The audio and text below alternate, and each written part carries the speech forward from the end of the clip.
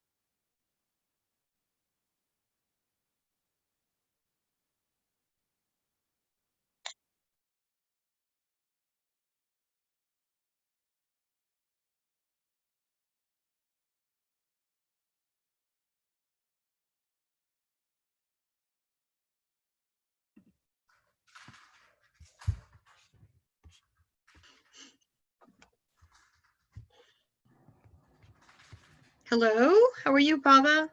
I'm good. How are you doing? I'm good. Faye said nice things about you. Yeah, it was so cool.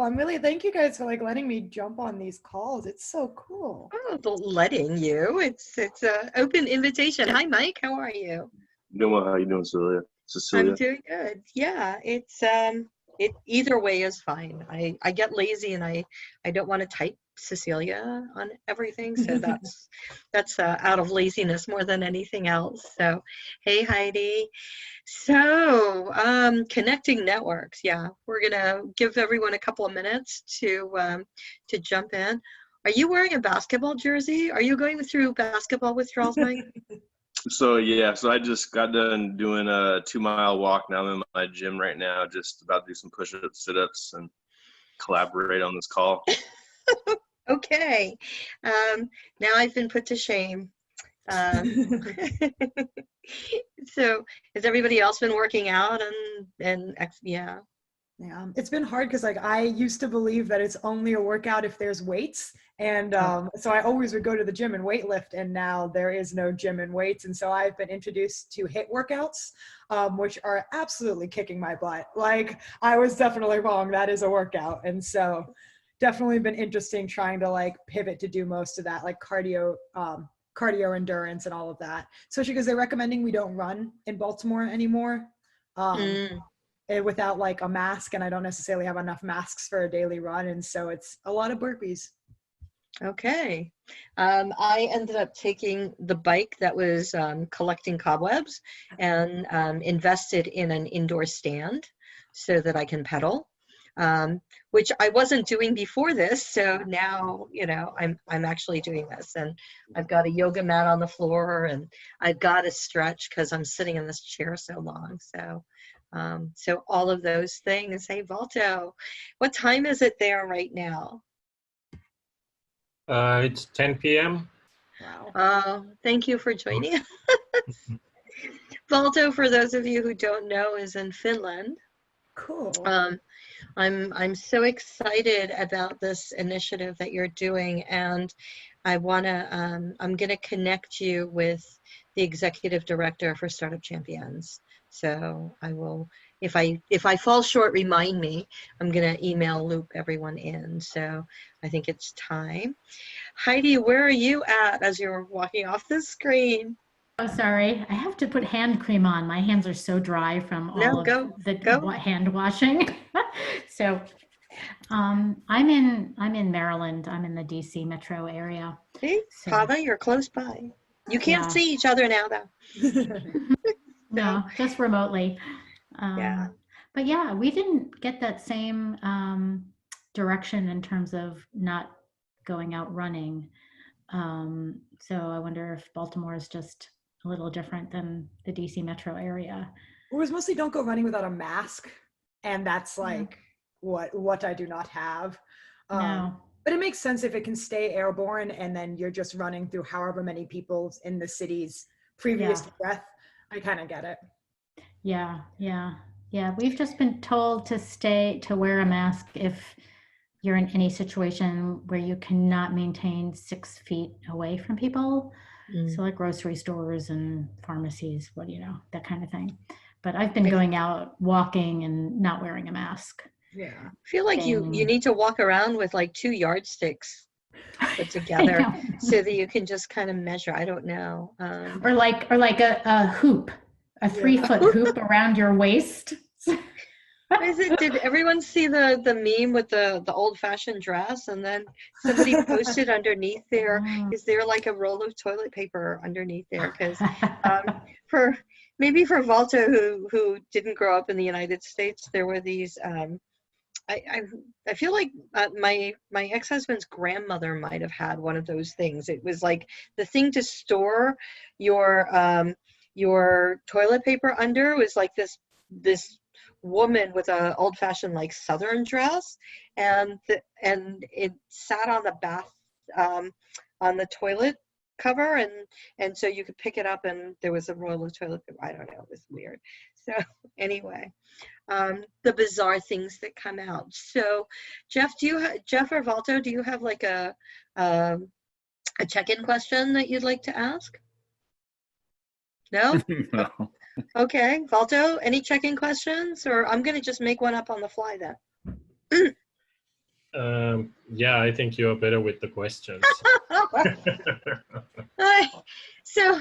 So we usually ask a check-in question just to warm up and get to know each other. But one of the things that we want to focus on when we ask check-in questions is usually more about who you are, not necessarily what you do. Because I think that in situations, particularly in things like this, we focus so much on what and the title and all of those things that we forget that there are actually people on the other end of these things. And so to warm us up and to ask what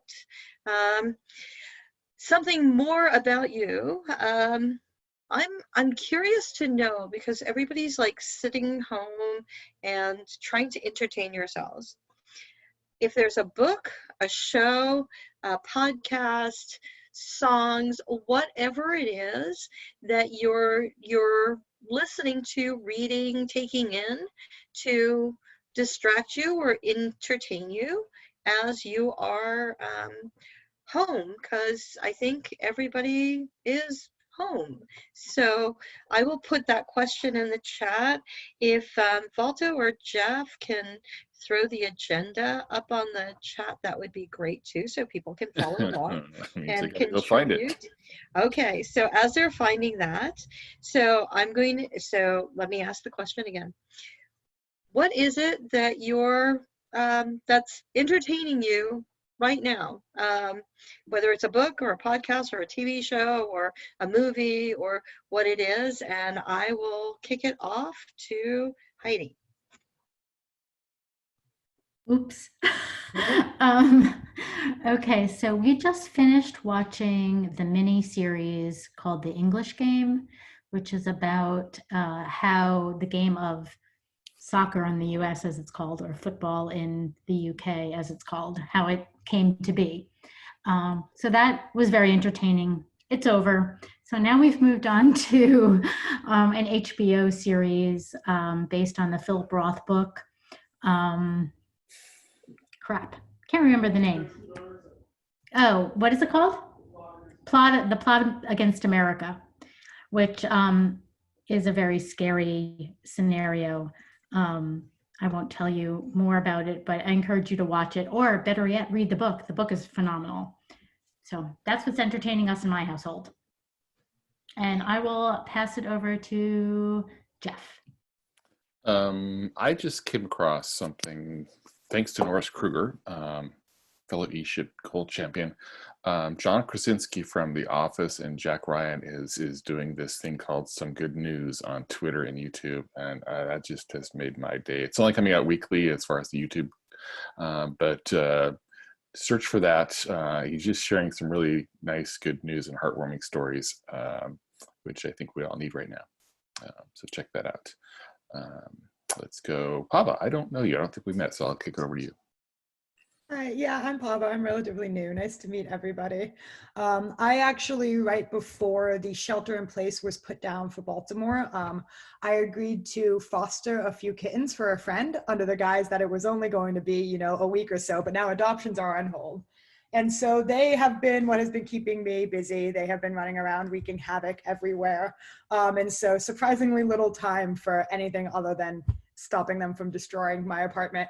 But that has been something that has been keeping me entertained. And otherwise, just the Reply All podcast is one of my favorites by Gimlet Media. And so it's like about human technology and all of that. So that's been fun to listen to as well. And I will send it over to Marcus.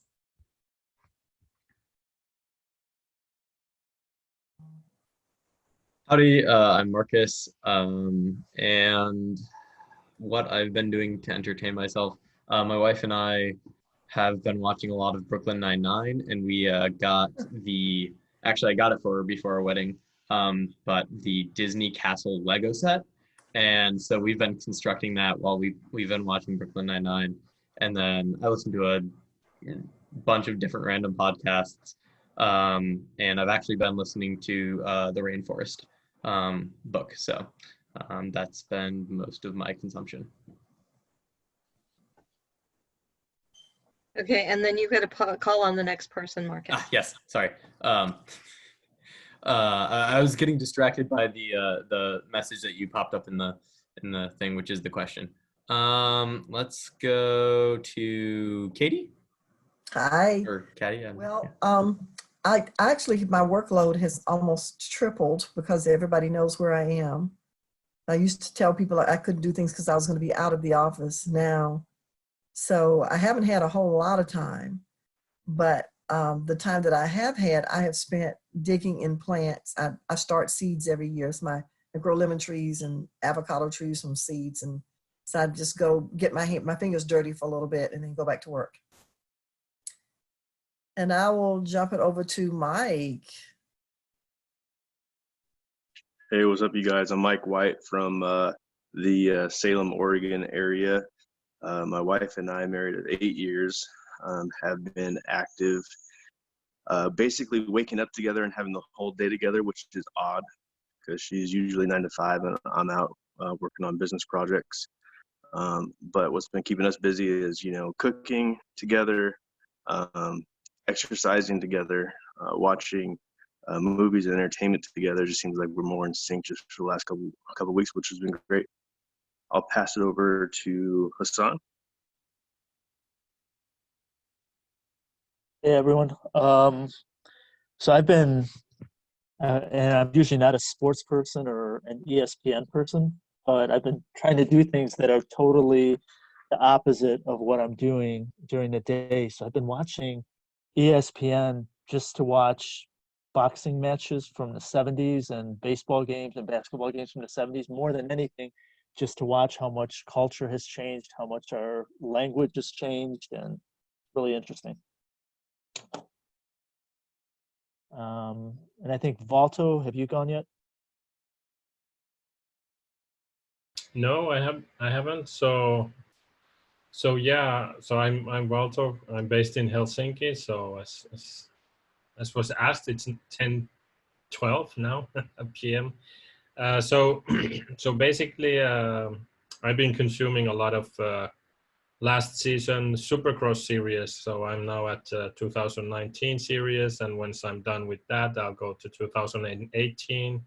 So it's one of my youth sports, but I was disconnected for that for like couple of decades, I would say.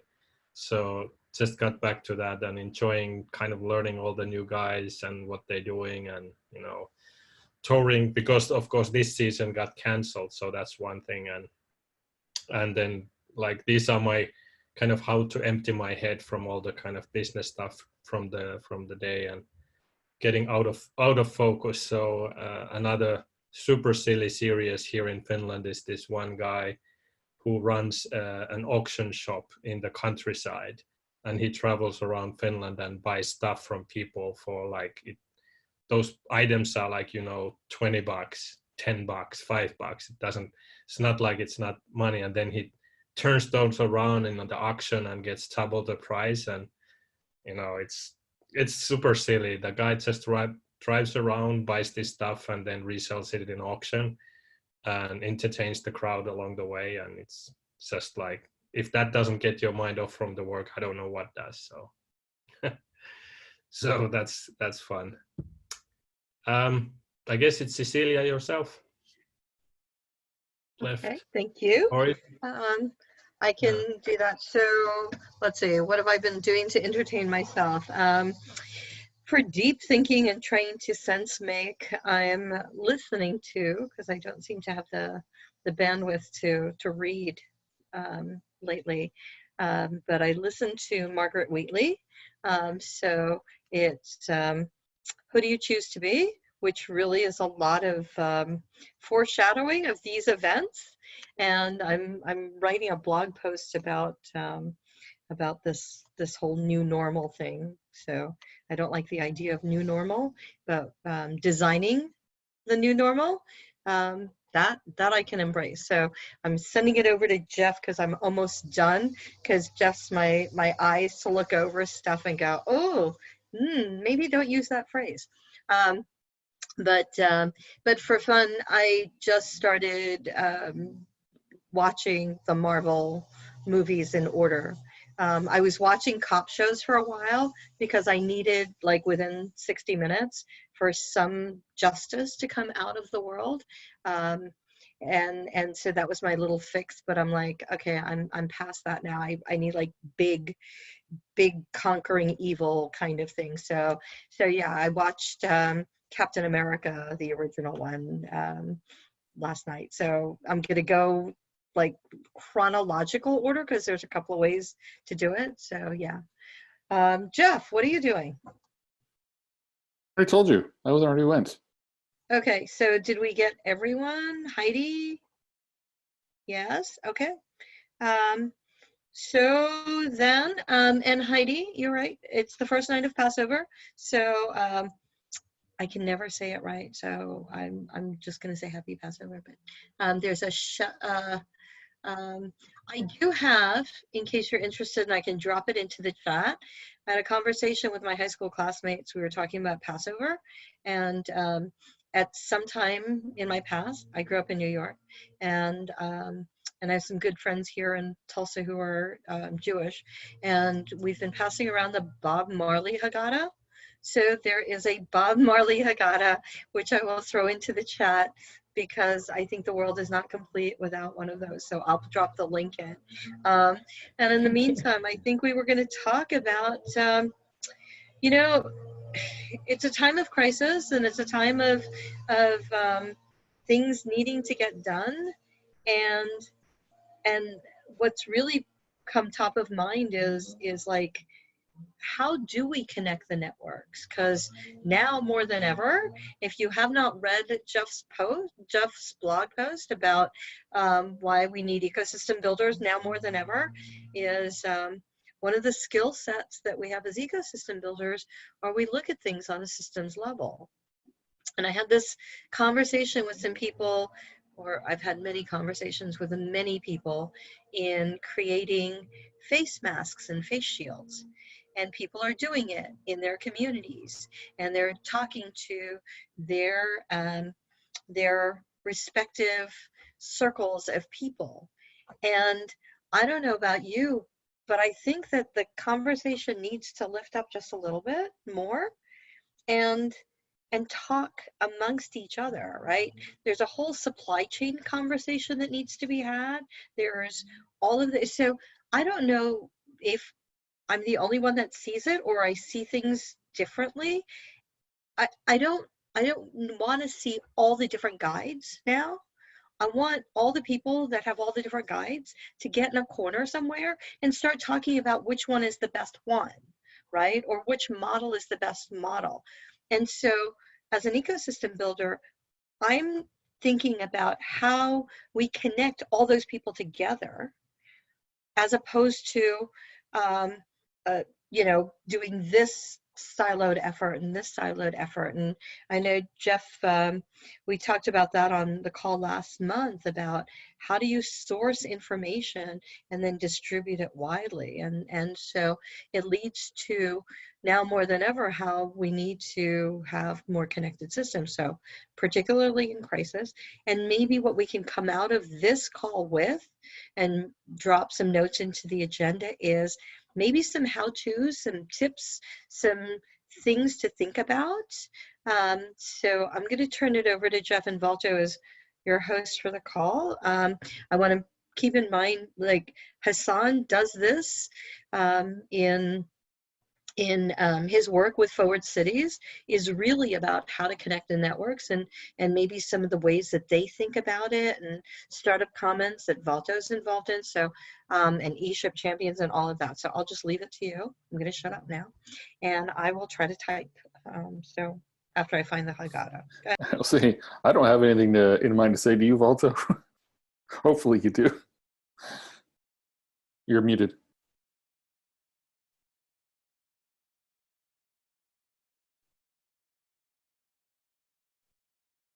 Valto, you're muted. Thank you, Jeff. Thank you very much. I noticed just because you said so. So basically, I want to share this one slide. Let me share this screen here. So basically, this is from our material when we do like ecosystem development workshops. Typically, when we go to help ecosystems in different parts of the world, and one of the things there is always like, what does it actually mean to work together?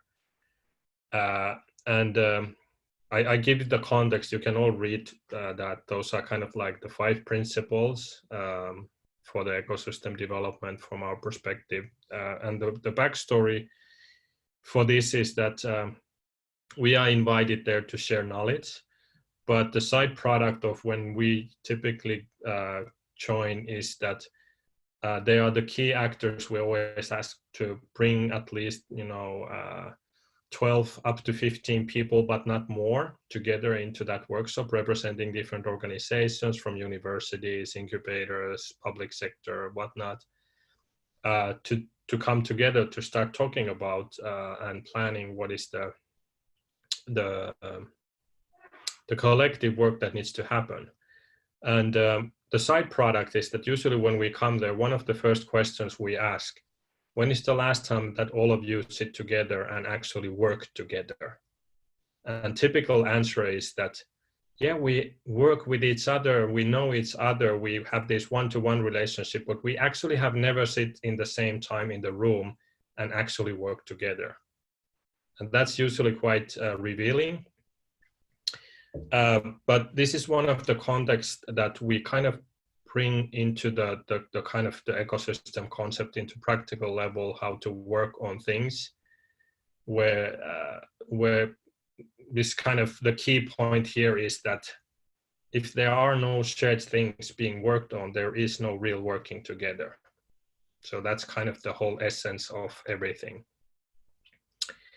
That we may be talking about things, we may be talking about doing things together, we may be planning of doing things, but if there are like this is the item that I'm working from this corner, and I'm working on the same item from this corner, and I'm working from this corner, then it's really hard to say that we are actually working together. And that's kind of like one of the key things.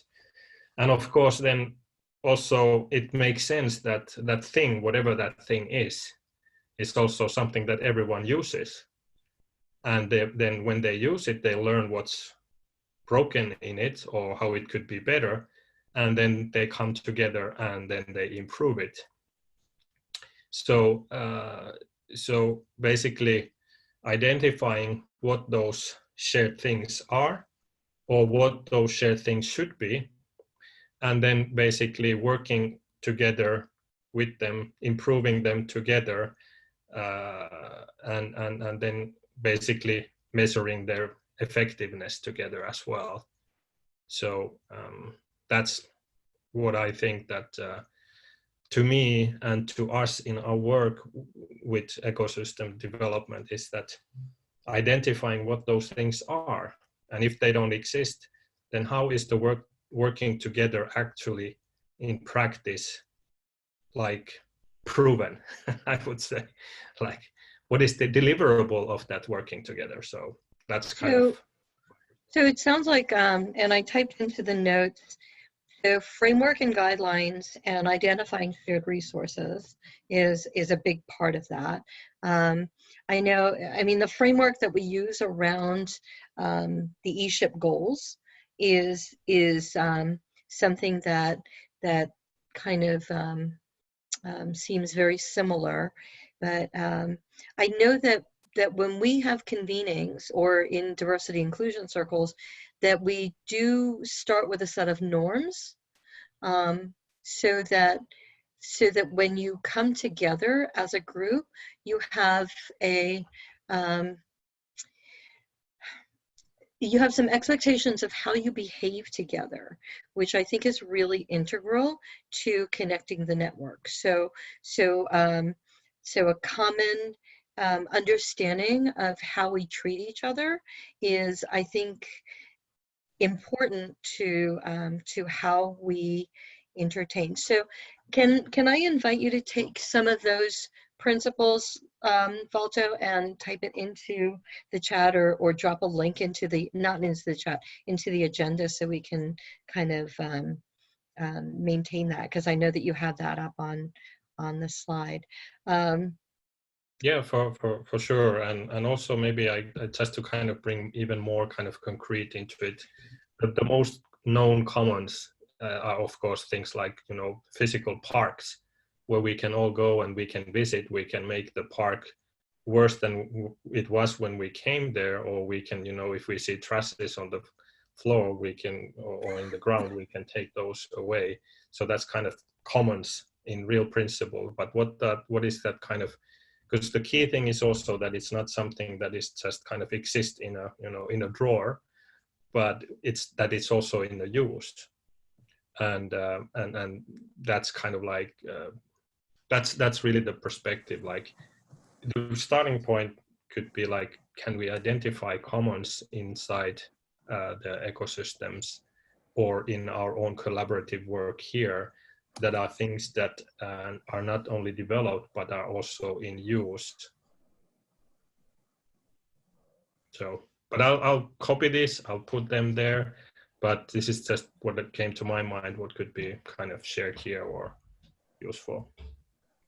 I think that just analyzing, and I'm kind of looking at this whole thing from the emergency response, disaster response for what's going on with COVID-19, and like you mentioned, masks and whatnot. A key piece is starting, I guess, from the bottom up. And so when you're talking about the commons, you know, what's in use, we have to start with like knowing where the need is, or I guess where the action's happening. So if a hospital, and this is something I'm drawing a little bit from an individual who is actually acting on bringing his community together to take action. I don't know if you guys know who Destin Sandlin is from Smarter Every Day, but he's a YouTuber. And so he's talked about some of this stuff. But point being, to understand where you need to bring people together, you first need to understand what the current needs are, and what the current use, you know, the use cases are. And so, because if you build something, if you build a commons around something that's, you know, meaningless, so like, hey, we're going to make, I don't know, scrubs or something. Well, if that's not a need right now, then we can standardize that and we can figure out the best process for it, but it's never going to have any impact because it's ultimately not a need. And so I think you need to start there. And the best way to do that is to get to the ground level of those who this commons is servicing.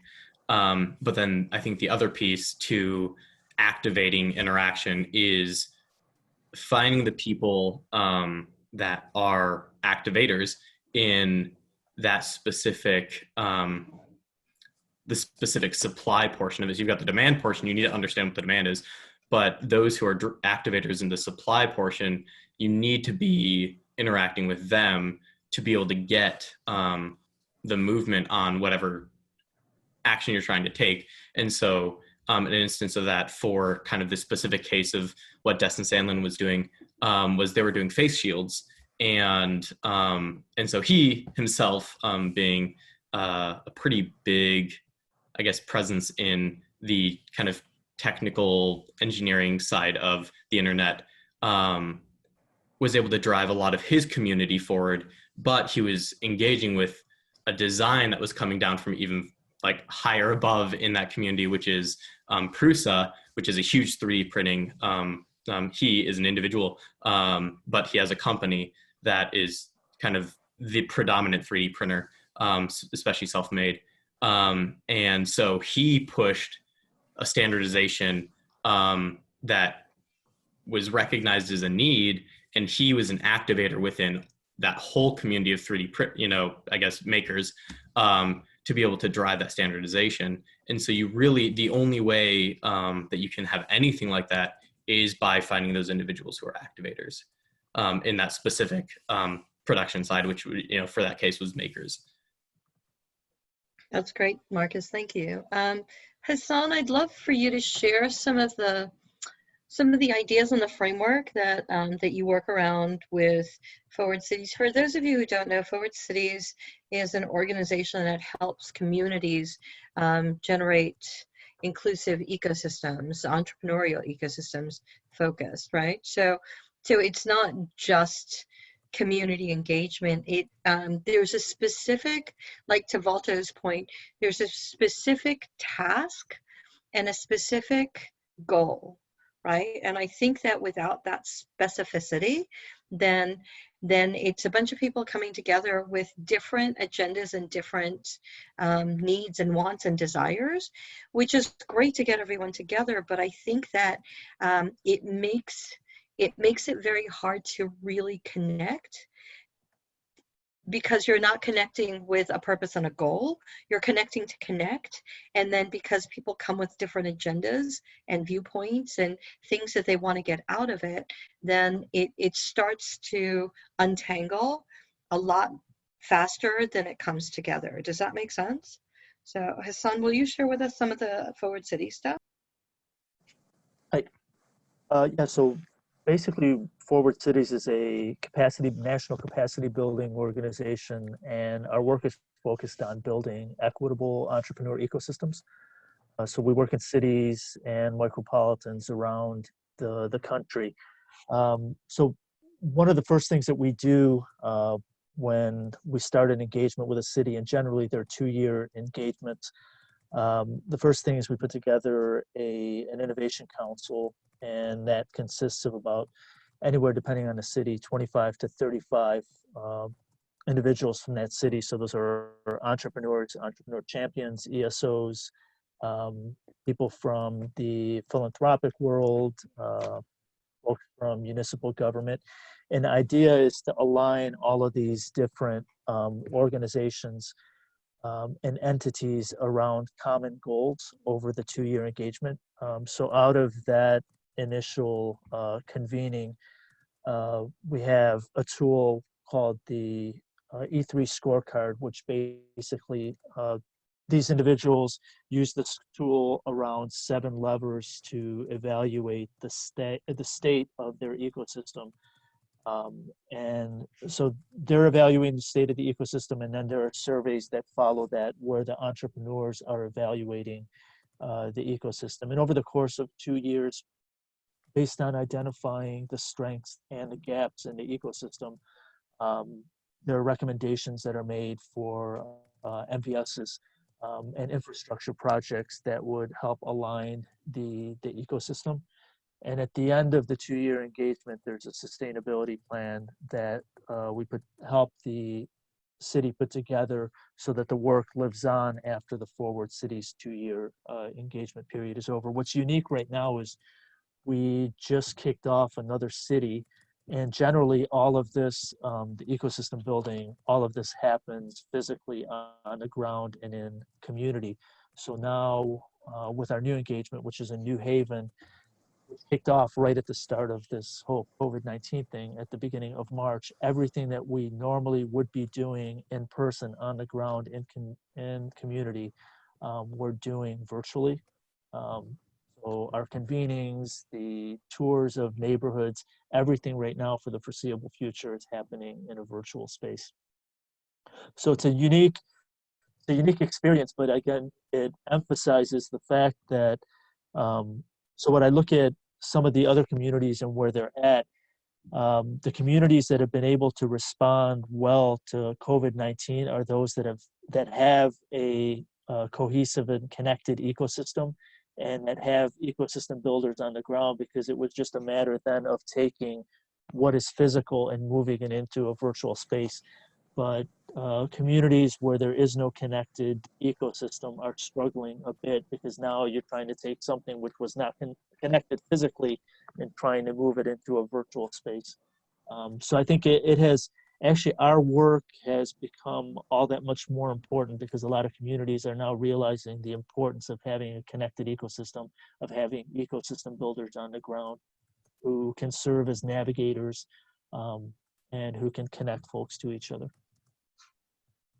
Great, thank you. Jeff posted the, go ahead, Heidi. Can I just ask Hassan a couple questions about their model? Do the communities pay for Forward Cities to come in and implement the 2-year engagement, or do you get grant funds to do that, or how does that work? Yeah, so there is a fee for the 2-year engagement, and generally, depending on the community, I mean, it's a combination of philanthropic dollars, municipal government, backbone organizations. So it just varies from community to community, but there is a strong philanthropic element in terms of the funding. Any other questions, Heidi? Yeah, so, and then how do communities or cities, I guess, apply to do this, or how do you choose which cities you work in? So it's not an application process. I mean, we identify, just based on research, we identify communities that would be a perfect fit for what Forward Cities does. We have Eric's on the line as well. So part of Eric is also with Forward Cities. So Eric serves in the ESHIP communities arena of Forward Cities. So there's the ESHIP communities, there's the national practice, which is the area that I'm involved in. And then there's a learning network, which is a lighter touch engagement. And those are cities across the country who may not be ready for a full 2-year engagement, but are interested in being connected with other cities, to learn from other cities, and also to have access to some of the toolkits and the case studies and the learnings from other cities. So generally, cities that start off in the learning network, which is a lighter touch, at some point, many of those cities take on a full 2-year engagement. But if you're, to that end, if there's, I mean, I'd be happy to connect with you offline as well, to provide more information on that. We can have a conversation offline if you like. Great, thank you. And question for you, Hassan. Do we have access to some of those case studies from your firm? Yeah, so if you visit, and I'll put it in the chat, but if you go to the website, under resources, there's a toolkit tab. So a lot of those learnings are, it's not everything, but some of the learnings are available in the toolkit. And I'll actually put that in. Great, thank you. I was going to say, hi, Eric, it's nice to see you. Can you give us a quick what you're doing to entertain yourself during social isolation before I ask Jeff something? Oh, unmuting myself. So the terrible idea that I had, I stumbled across the book On the Beach the other day. It's sort of a classic Neville Shute, end of the world kind of thing. And very compelling, but also a little depressing. So hopefully between coffee and whatever, that's taken me out of that. So that's not what I did to enjoy myself. I'll try to find something else and do better in the future. Noted. Don't do that. So Jeff he dropped into the chat the terrific article that he wrote about that the fact that ecosystem builders are needed more than ever. And he's been working with Lauren Higgins at the Kauffman Foundation on the newest version of the playbook. But Jeff, so in connecting, specific to connecting networks, what are some of why do you think that ecosystem builders are needed more than ever, and what is it that's unique about ecosystem builders to help in this need for connecting networks? So I think it's funny, the most highlighted part of that article I put in there is I phrased it somehow that if entrepreneurs are the lifeblood of a community's economy, then ecosystem builders are the arteries and the veins that allow the flow of that blood and the flow of the resources and the knowledge and whatnot. So I think that kind of summarizes why ecosystem builders are needed. Entrepreneurs are going to take a huge hit. In the past, they may have known where to turn to for the given problems or the challenges or their given market. All that's going to be upended. Many won't know where to turn to. It's already happening. We're already, I think the first thing most ecosystem builders did was put up lists and directories of resources where they can find things. And now there's as you mentioned, Cecilia, there's a plethora of those, and now it's too much almost. So when this is over and people who do survive need to get to the next step, they're going to need to know what to do next and where to turn to next. And so there's going to be ecosystem builders needed to further the convenings and the pointing to the resources and the connecting. To me, ecosystem builders are connectors, and I like the word that Hassan just used, navigators. So pointing to the resources, I think they're going to be so slammed that they're going to need all the help they can get. And I think that's where ecosystem builders come in and help. Did that answer the question? I think it's very interesting and could be useful to gather information on the communities or cities or regions or whatever you want to call it and I don't even know if we can gather this information, but those that have an ecosystem in place, how they were able to deal with this pandemic versus those that do not. And making the case that it's important to develop these ecosystems and fund ecosystem building because it creates a community or a region or a city that is more resilient and able to face a crisis like this. I don't know if that information is readily available, if we can gather that information, but it certainly would be useful to have that data. Are you saying a resource that lists all the ecosystems out there? I'll give you my perspective is like every city is a community, is an ecosystem. Just whether or not it's how developed it is the question. In my mind. Yeah, right. Well, what I'm saying is the ones that are developed and are working together, how they fared in comparison to those that are not, and making the case that this is an important effort. Mm-hmm. And and those of us who are working in nonprofits, this is something that can be funded and thus have a benefit. There's a benefit to it. I mean, I can add to that a little bit.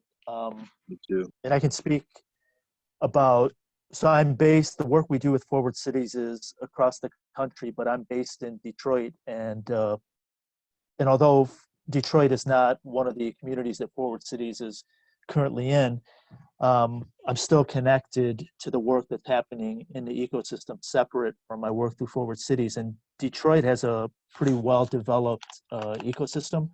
And when I look at some of the interventions that have launched in the last 2-3 weeks to respond to COVID-19, just how quickly folks came together and programs have launched. Just in 3 weeks alone, we've launched 3 business stabilization funds. The first one launched within the first week of our shelter in place here in Michigan, and it started off as a $250,000 fund, which would provide $5,000 grants to businesses to help them sustain any losses or to cover operating costs. That fund has since grown, and it was initially, literally, the fund was designed on a Monday. The application launched on a Friday, and the funds were dispersed the following Friday. So since that time, we've launched. There are other funds that have launched, and it's because all the people that needed to come together to make that happen were already connected, already trusted each other, and already had working relationships. So it was just a matter of putting their ideas down and launching something. So the work of building the relationships and building trust and territorial stuff didn't have to happen. That would be a great story to share, Hassan. No, happy to share that. And if you'd like, I'd be happy to connect with you on a Zoom call and do an interview and learn more about that. To do that at some point. Yeah. Awesome. No, happy to do that. Yeah, One of the things that we've done here is, some of you guys know about the Launch Wake County movement. We have 7 programs across communities in Wake County. We've got 305 graduates and 39 people going through right now. And some of those small businesses are, really, really hurt by what's happening right now. So we kind of redirected a previous grant application into what we're calling the Wake Tech Small Business Emergency Fund. And we put it out we didn't put it on the street. We sent it to specific people who met certain criteria. About, I think, 1,300 people. About 4 o'clock yesterday afternoon, I have 92 applications already.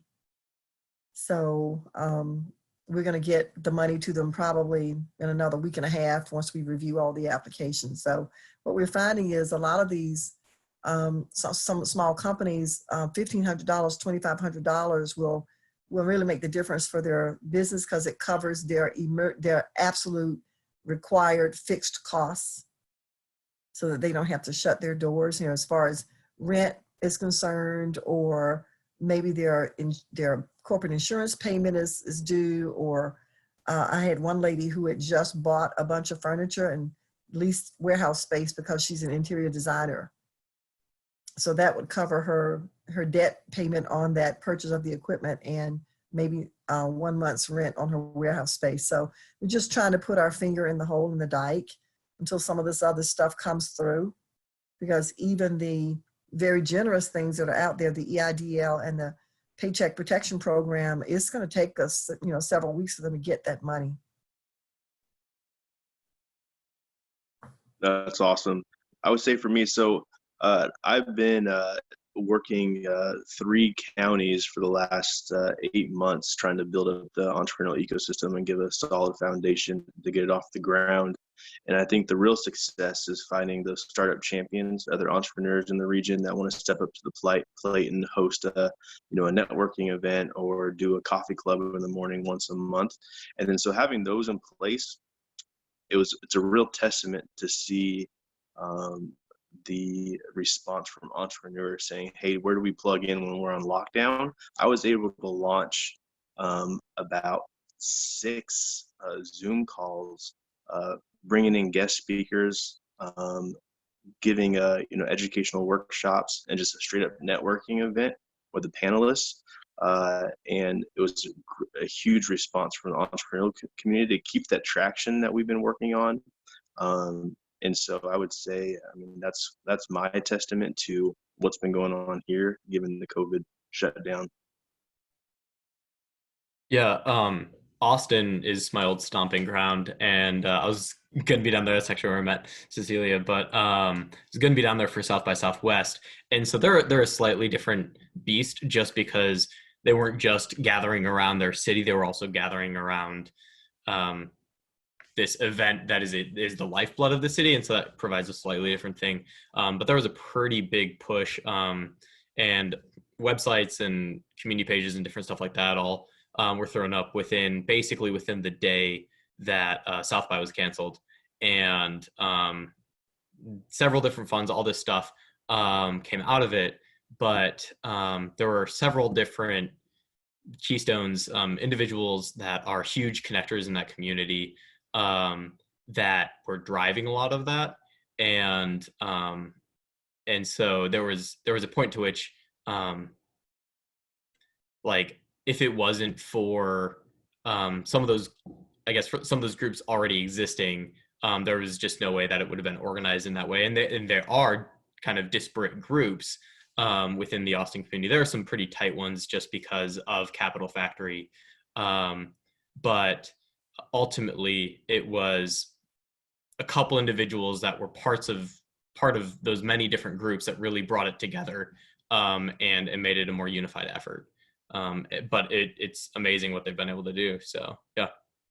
So let me take this and flip it around a little bit. In the things that you've seen, and so thankfully for the fact that we have networks and we have people that are engaged and we have ecosystem builders, what are you seeing that's not a good way? Or where have you seen where connections fail or things don't operate well? Like, what are the pitfalls and things that we can try to avoid, the landmines out there that you've seen, heard, experienced?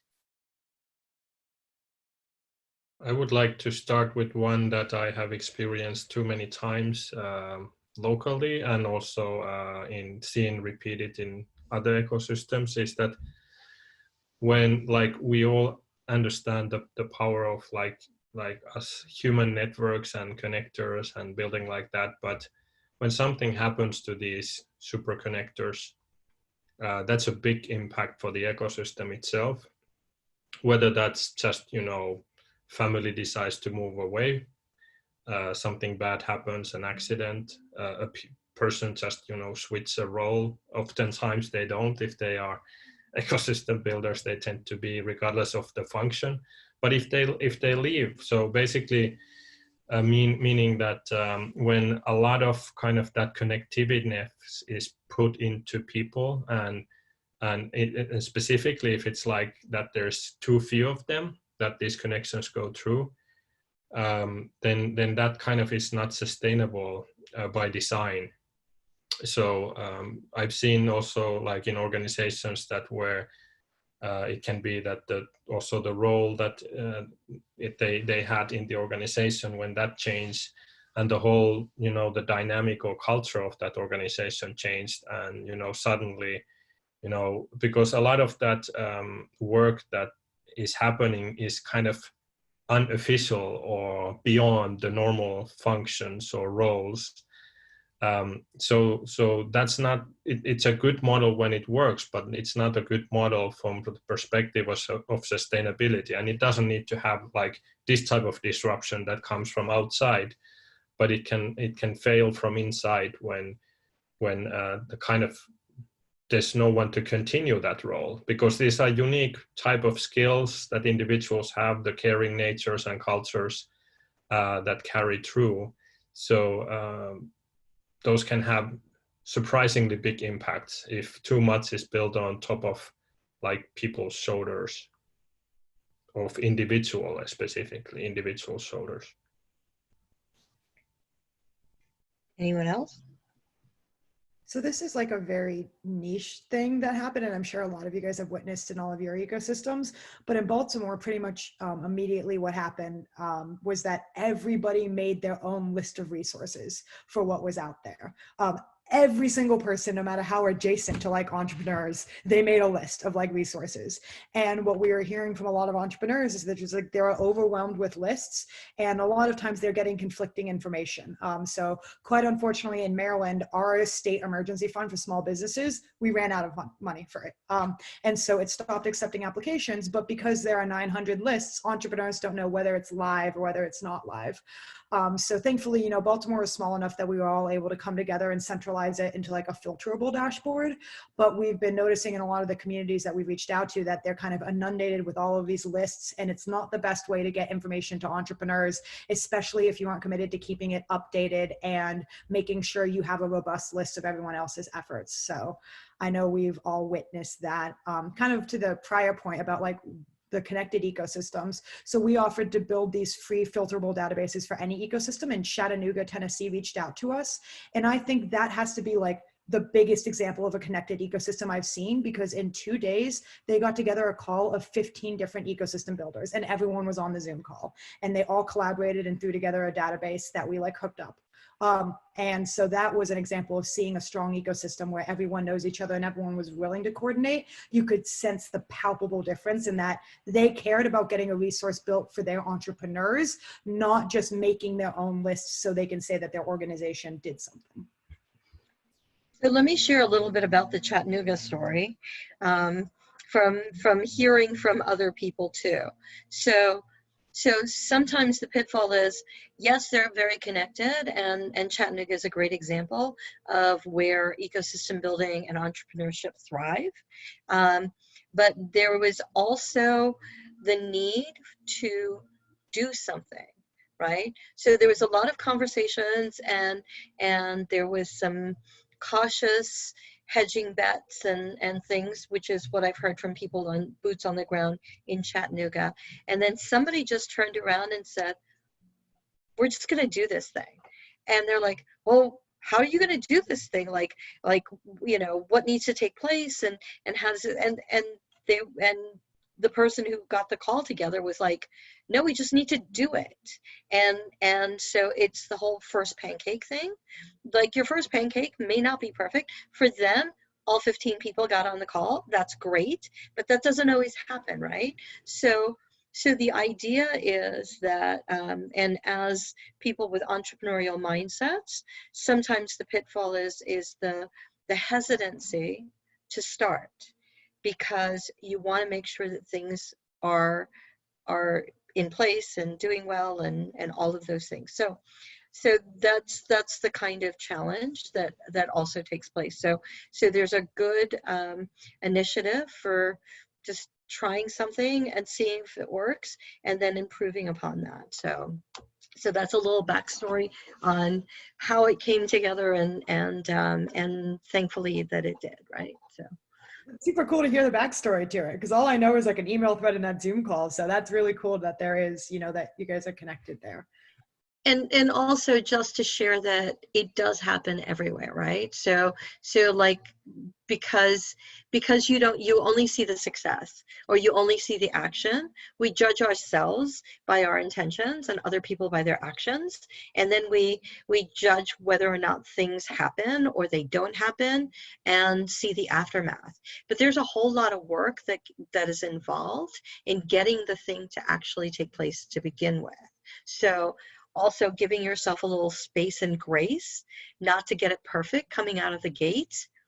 Like, we're all figuring this stuff out, right? So having that permission also is really important. What other pitfalls are there? I think motivation is a huge piece, and kind of like you were saying, intention and motivation. Like to Pava's point of all these different people putting out different resources.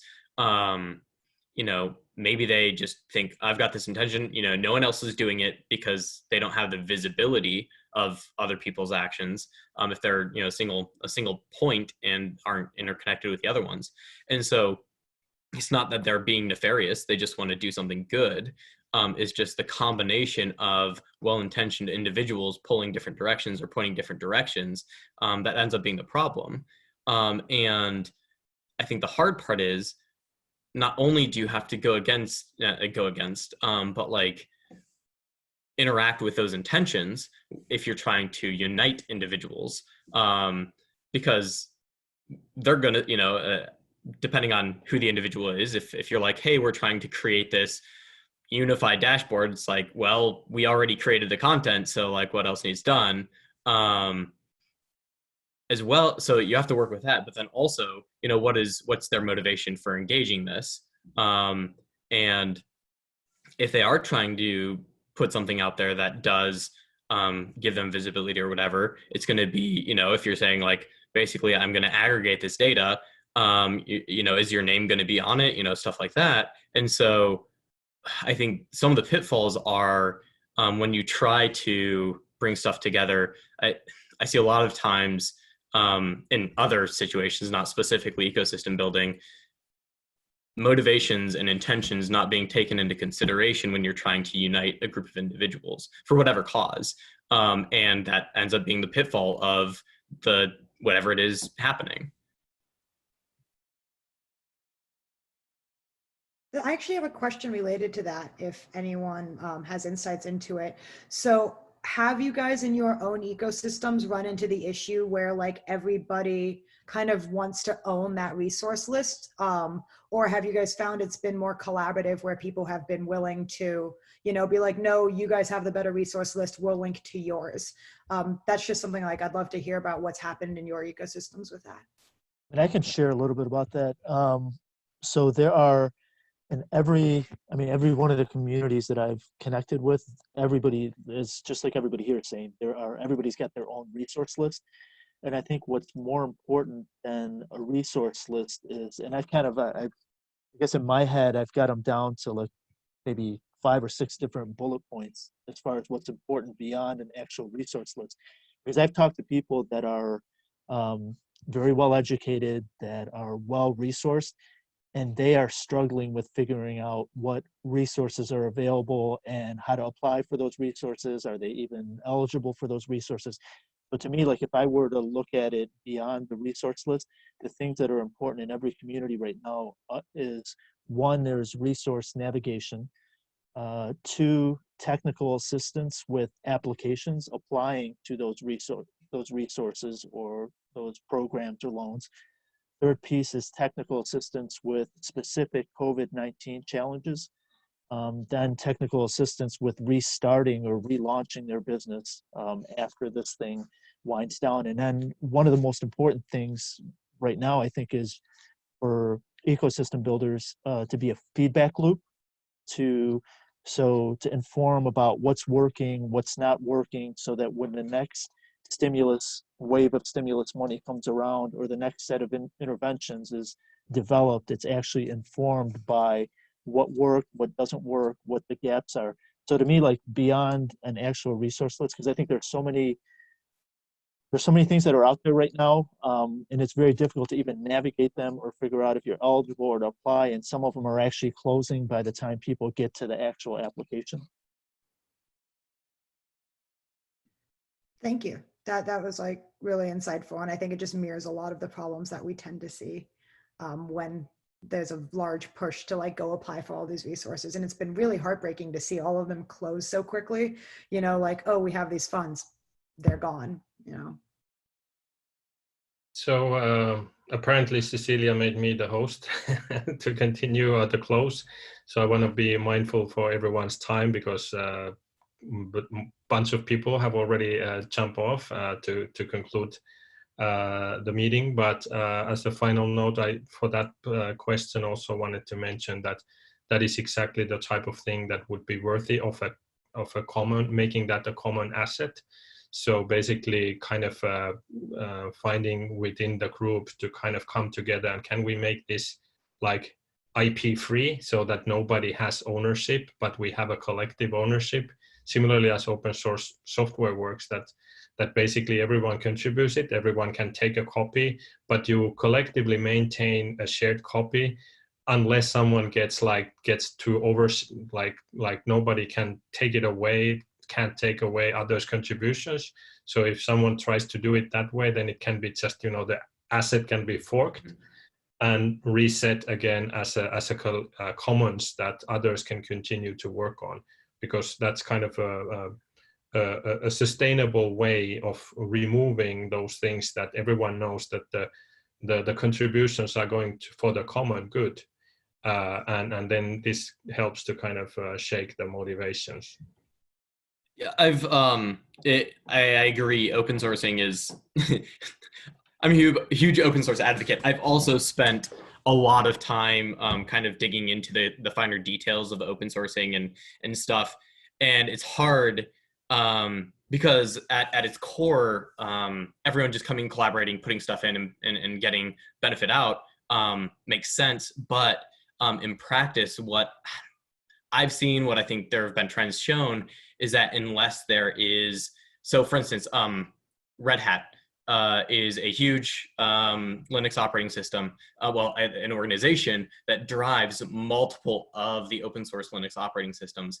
And they are a unifying factor, and they also provide a standardization. They're also, a for-profit organization. There are other non-profit, organizations that are put together, but there's still governing boards over those.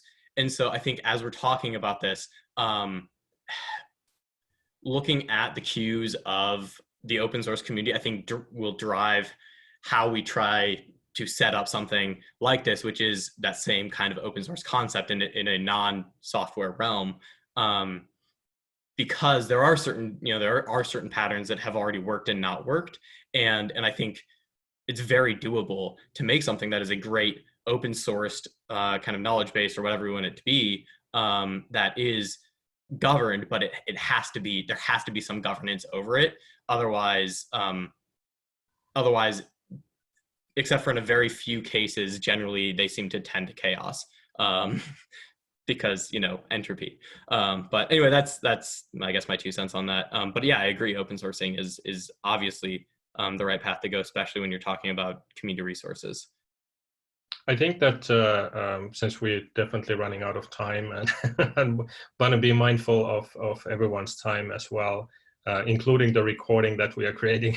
So basically, I think it's a great point to even have as a separate topic in a following call. So it would be great if you would kind of maybe have some ideas, maybe if you have like examples, or like even if it's like presenting one case, or if you like get motivated by finding some pointers to look for, like what has worked, where has worked outside of software context, but similarly way, that could be an excellent topic, because this is at the core of, if there is no thing being worked together, then there is hard to see the working together happening in practice.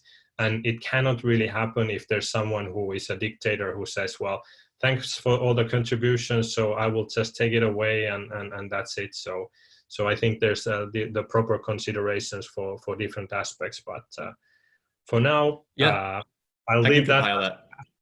I'll leave that as a thought and a task for everyone, and I'll work a bit on kind of putting that in as a topic for, if it's not the next one, the some of the following ones. And let's take that, because we all know the resource portals or these types of things existing, and everyone's recreating and their short lives and so forth. So maybe we can have a proper conversation around that, just as a single topic. All right. Awesome. So thank you everyone for Thank joining. you. And see you again in the future calls. Cool. Thanks, All everyone. right. Adios. Bye-bye.